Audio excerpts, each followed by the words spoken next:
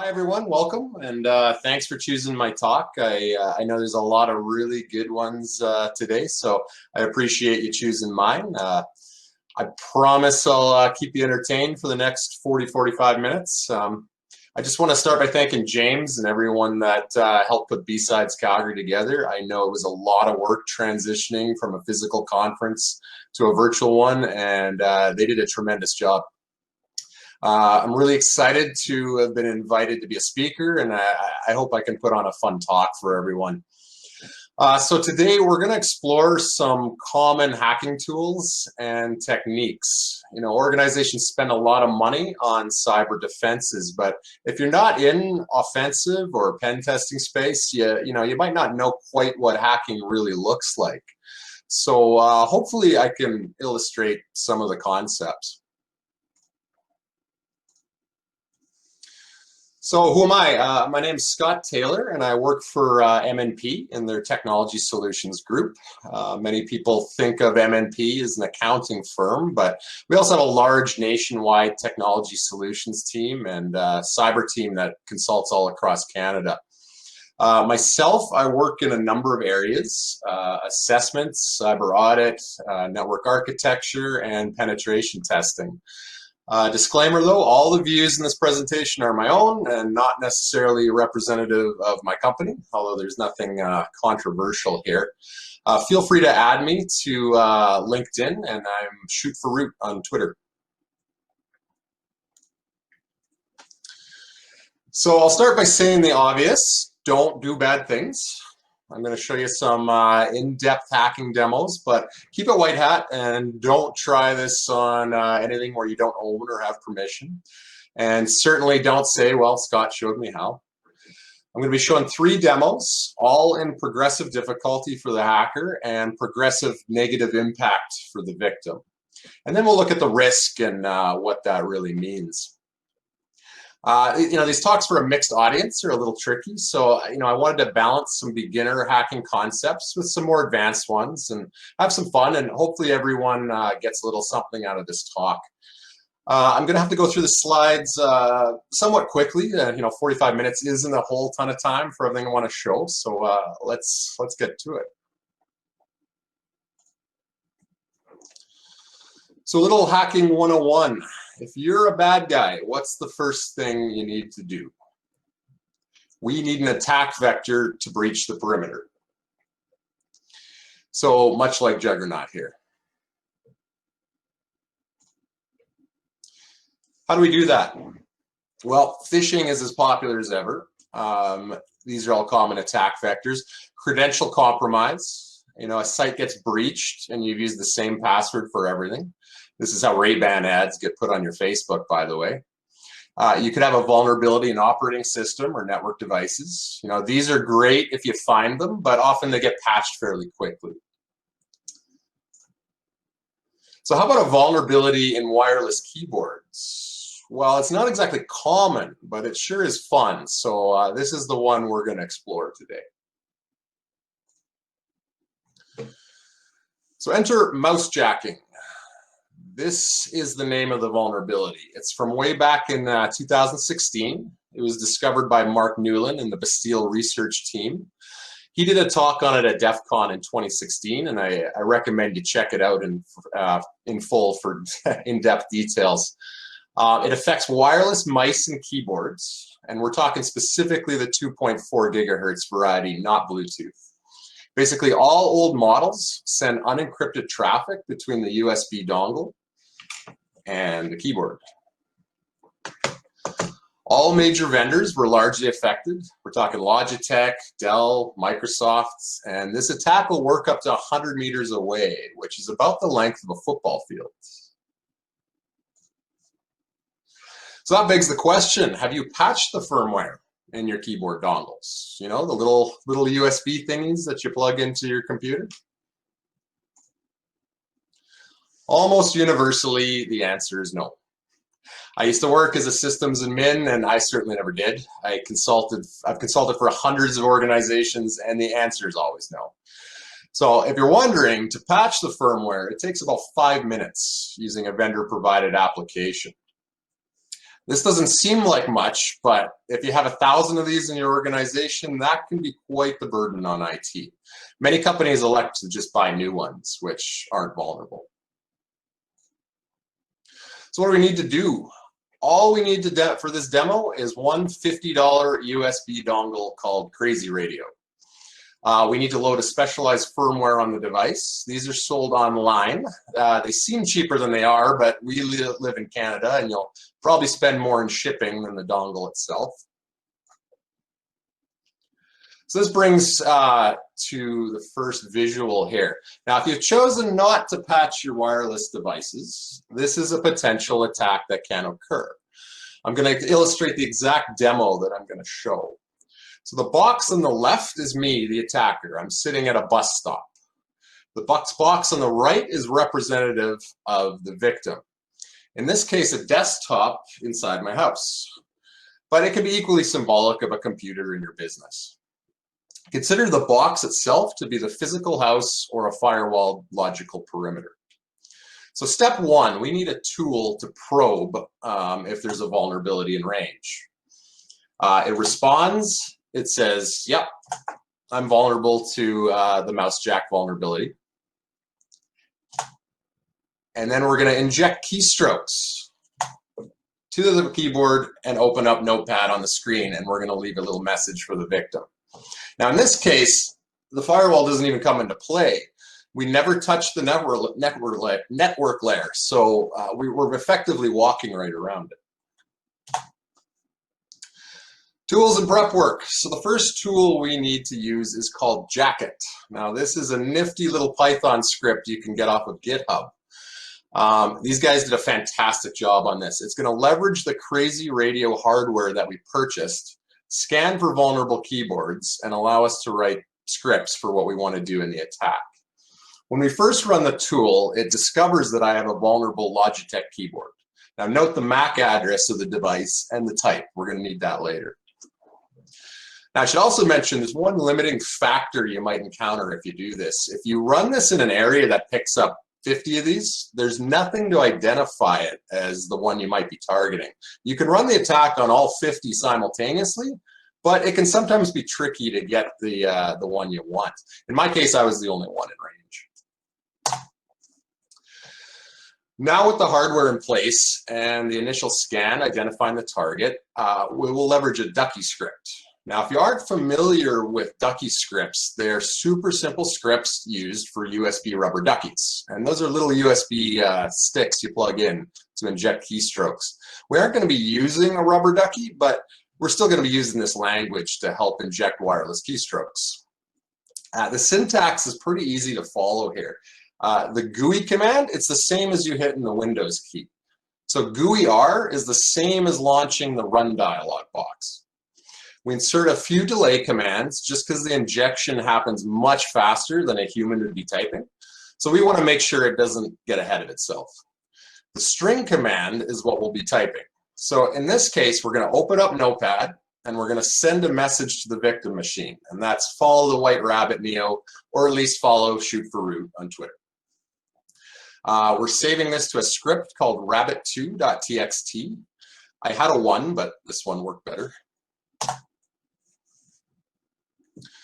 So let's go over these 3 screens before I start the demo. I hope everything's big enough and people can see it. I tried to zoom in the best I could here. On the left, we have my attacking laptop with the Crazy Radio dongle attached. I'm running a Kali Linux VM and the Jacket script. On the right, we have the victim machine. We know this is the victim machine because of the sad kitty on it. This is a desktop inside my house. On the bottom screen, you can see the footage from my Ring camera in front of my house. So you'll see me on the right side walking and sitting down at the bus stop to run this attack. As we said before, this will work up to 100 meters away from the target. Now the bus stop here is probably about 15 meters from where my computer is. Now I'll say this first. Putting a video presentation together that combines 3 different videos, all simultaneous real time of each other, was considerably more challenging than the actual hack was. So before I start, let's just go over the syntax of the Jacket command. I'm running the Jacket command. you can see the MAC address that we picked up in our probe. We're going to put that in there. We're specifying the vendor. We know it's a Logitech. And we're triggering my Rabbit2 Ducky script. You can see me walk into the bus stop here as I trigger this attack. It starts off doing a sniff for the MAC address that we specified. It picks it up. It knows what channel to communicate with.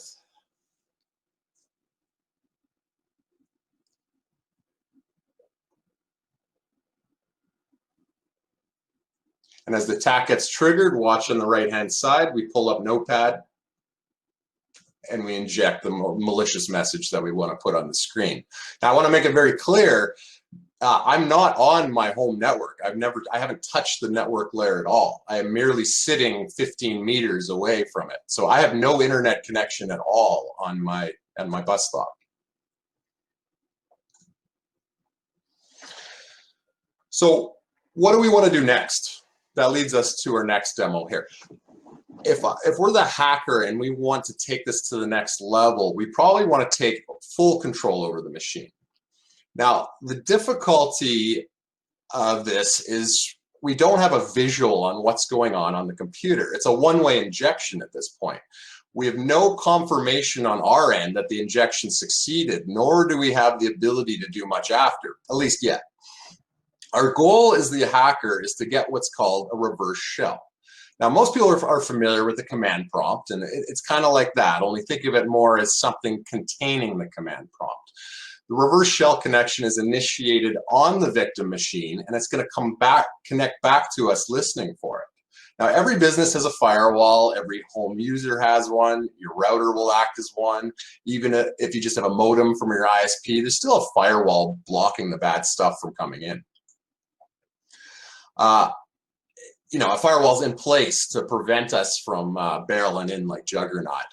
But remember, we are effectively already on the inside from our keyboard attack. So if we initiate the communication starting from the inside, it's less closely scrutinized going outbound, especially if we use a common port like 80 or 443. These are used for HTTP and HTTPS web browsing. So these aren't going to be monitored on the way out. We can kind of blend in a little easier. So that brings us to the visual number 2 for our second demo. The setup here is the same. I'm still at the bus stop. The only difference is I've added a command and control server to the mix. And what this is, it's a server that I can host my malware on. If I can convince the victim to pull my malware down, I'll hopefully receive my reverse shell back at it. So for this, I've spun up an EC2 instance on Amazon Cloud Services. Now remember, I'm at the bus stop. I don't have any internet connection. So I'm going to use my brand new iPhone and utilize that sweet 5G to have a hotspot so I can SSH into my cloud. Now this doesn't use much data because all the transfers are going to be between the desktop inside the house and my C2 server in the cloud, which happens to be in Northern Virginia because I didn't change the default region. So here we're going to probe, looking for the vulnerability. It's going to come back. It's going to tell us that it's vulnerable. We're going to inject keystrokes again, only this time we want to trigger PowerShell to dial home to our command and control server. We're going to host the malicious PS1 script on a web server in the cloud, and it's going to fire back, poisoning the computer and telling it to create a reverse shell back to us in the cloud server. And I'm still never touching the network here at all. All I'm doing is connecting through my 5G hotspot to my command and control server, as well as in injecting the malicious traffic into my computer inside the house. So prep work we need. First, I need to spin up an AWS EC2 instance. Now this is pretty straightforward. Note the IP address. We're going to need this later. AWS is great for this kind of stuff if you're a white hat. I should mention an actual threat actor probably isn't going to use AWS as it's not exactly anonymous. You have to give a credit card. They're more likely to spin up an anonymous VPS that they paid for with Bitcoin. you generally don't want a trail leading back to you. The other thing I should mention is when you set up an AWS instance, lock down your public-facing ports to the networks that you'll be talking to. Otherwise, you'll be barraged with bots trying to probe and hack you within minutes. You know, bloody hackers, eh? You're just trying to make a hacking video and they get all up in your business. So the two tools that we're going to use here, they're kind of similar and they kind of go hand in hand. Netcat is a very common networking utility that helps establish TCP and UDP connections. And PowerCat is a very similar variant to this. It's basically a PowerShell function that acts like Netcat. It's a fairly robust tool, but establishing our reverse shell is all we need for this demo. It's a lot of cats and shells, I know, but stick with me. We also need a web server to host our malware. Now, we could use something robust like Apache, but all we need to do is share out a file. And for this, we can use a very simple and handy Python module called Simple HTTP Server. And that's exactly what it is. You call this module, and it'll just share out all the files in the directory. Next, we need to adjust our Ducky script. It's basically the same as before, but instead of calling Notepad, we're going to call a command prompt, which is in turn going to call the PowerShell download cradle. Now, a download cradle is a single line command to instruct the computer to go download something from a website as a string and then execute it. In our case, it's our malicious PowerCat payload. Now, the best part of this is it runs fileless, which means it never touches the disk. It only runs in memory. If we just go through the syntax here, IEX, that's short for invoke expression. The system.net.web client is a class, and the download string is a method. You can see it pointing to our AWS IP address that we're hosting on port 80 in our command and control server. So we just could say HTTP, it already knows it's going to be port 80. The next part of the command, after the semicolon, it's going to call PowerCat and send a command shell back to us listening for it on port 443. Sound complicated yet? So, expected loot. This is purely just to show you what's on the victim's computer for a visual sake. At the root of C, I've placed a directory called super secret docs with some secret documents on there like credit card numbers.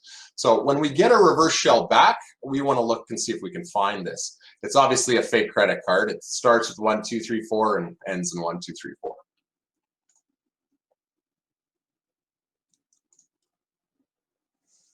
Okay, so as I start this demo, I'm going to run tmux just so I can split up the panes on my attacking machine.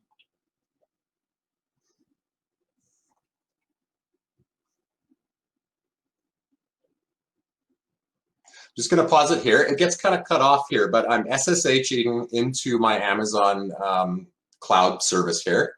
So the blue panes, I'm going to have that on the top and the bottom. The blue are going to be in the cloud. The red is still my attacking laptop.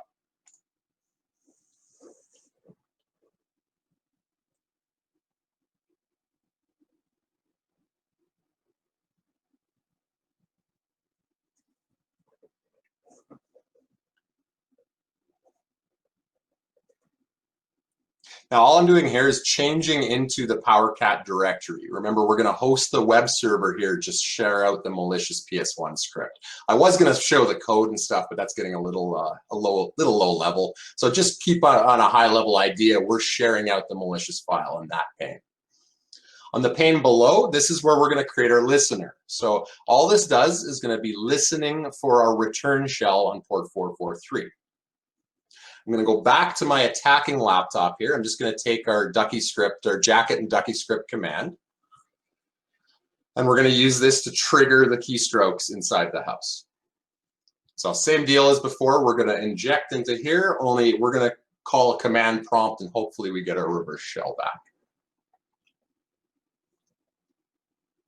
I know it's a little small on this screen on the right, but that's I showed on the screen before what it's coming up there is. So you can see it pulling our malicious file off of port 80 here, and look, we get a command prompt back. Here I'm going to change into the C directory. I'm going to have a look at the super secret docs folder.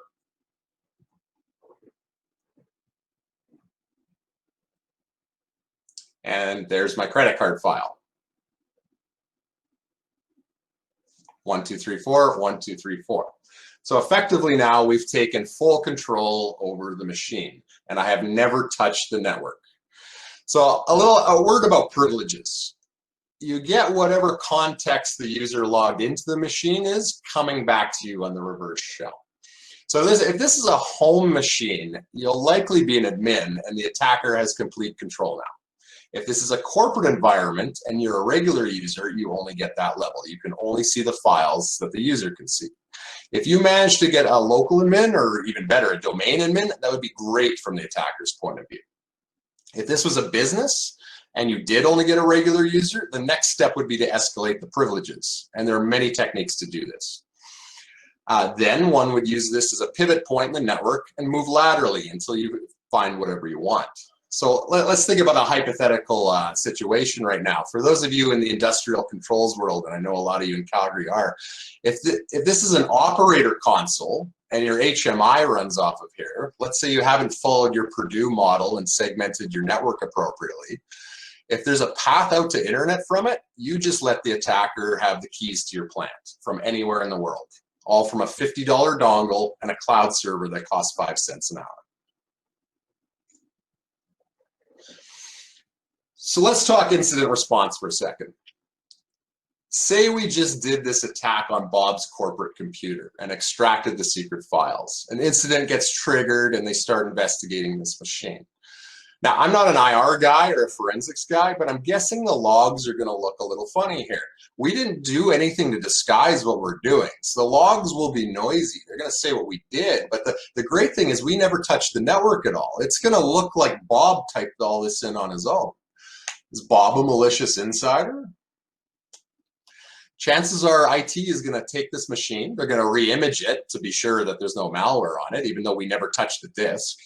But this doesn't fix the hole. They're going to plug that same keyboard right back in. It's the last thing they're going to think about. So we can just come back later on and do it all over again. But just something to think about. So next thing you're going to ask, well, what about antivirus? Isn't that going to catch this? The answer is yes, it definitely might. But that doesn't mean we can't tweak things a little bit to get around it if it does block. So antivirus, even free ones like AVG, they're really good at protecting you against yourself. You know, sketchy websites you visit, things you click that you aren't supposed to, that type of thing. They aren't perfect against targeted attacks. They typically work at the most basic level, identifying known attack signatures and known behaviors. But if you can obfuscate those enough, you might be able to slip something by. And I'm not picking on the vendors here. These are all quality products. I think even some are sponsoring this event. So for my home computer, I'm using AVG. If you're using, if you're attacking with well-known tools and payloads, chances are you'll get blocked. And this topic tends to be a bit of a cat and mouse game between offensive tools and defensive detection. You can usually test this out in a lab, seeing which of your payloads will bypass and which will get caught. If you happen to know which one you're attacking, the better. It's sometimes blind as the attacker, but sometimes not. I'll give you an example. If I was targeting your organization, I would bring up all the IT job postings that you've had in the past. Do a little OSINT here. If they all say you need to have, and this is just an example, McAfee endpoint experience. Next, I'd look up all your security staff on LinkedIn, and if I notice they're all using they're all McAfee certified, I can probably make an educated guess as to what I'm dealing with on the other end. So that leads us to the next tool. This one's called Magic Unicorn, and this was written by Trusted Sec, Dave Kennedy. This is a really great tool. This will allow us to write shell code right into memory, and it's great for bypassing antivirus and anti-malware scanning interfaces. It integrates right with Metasploit. We can simply run a Python script. It's going to generate a bunch of code, which writes to a file. We can host that file called PowerShell attack, and we can catch our shell back in Metasploit, which is a comprehensive offensive framework I'm sure most of you are fairly familiar with. So now, full disclosure on this third demo, I am doing this one purely locally. I'm not at the bus stop anymore, just for the sake of time and complexity. But there's nothing to stop you from just chaining our previous attacks with this one. So I start this. I've already queued up my command on the victim computer, but you can inject the keystrokes and do this just the same here. I'm going to run the unicorn script on my attacking computer. The payload I'm creating is a Windows Meterpreter reverse TCP payload. So this is a Metasploit Meterpreter payload. I'm specifying my attacking machine and my attacking port.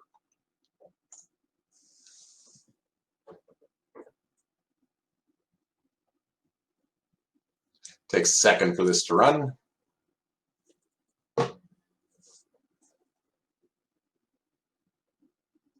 Okay. Now, once it runs, it generates two different files that we talked about. The first file is the PowerShell attack.txt. That's the one with all of our code in it that we're going to host. The next one is unicorn.rc, and that's just kind of like a packaged Metasploit file that puts all of our parameters in that we need. So here I'm just going to view the PowerShell attack file. And that looks like a bunch of gibberish. It's a bunch of shell code that not really human readable, but it also kind of fools the antivirus a little bit. And this is just going to get injected straight into memory, but what it really is cooked into this is our reverse shell.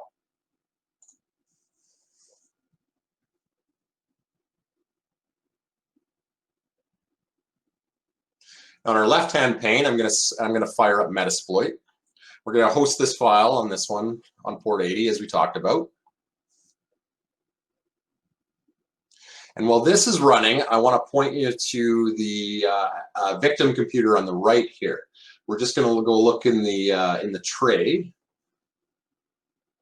We're going to hover over AVG protected, Windows security protected. So I got all the defensive layers turned on this computer. We start our handler on the left, so we're going to be listening on port 443, just as we did before. And when we launch the attack, the window disappears. You can see it pulling our file from here. It does a GET request that pulls PowerShell attack.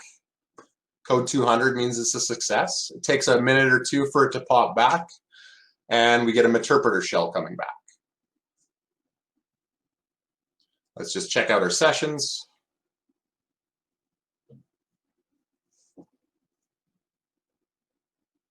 And there's our shell. So we still have access to this computer, and antivirus didn't see it at all. So let's bring all this full circle and let's talk about what really matters, and that's risk. So risk is likelihood times impact. Now, I don't want to suggest that there's a high likelihood that there'll be a skilled enough hacker sitting at your community bus stop or outside your business or your plant. But you always need to be conscious of what data or systems you're protecting, and always use a defense in depth strategy. If you're a business that could be a high value target, you should consider the potential impact here. Would your Nessus scan have caught this vulnerability? No. Did the compliance framework you've been checking boxes off deal with this directly? No, not really. So just something to think about.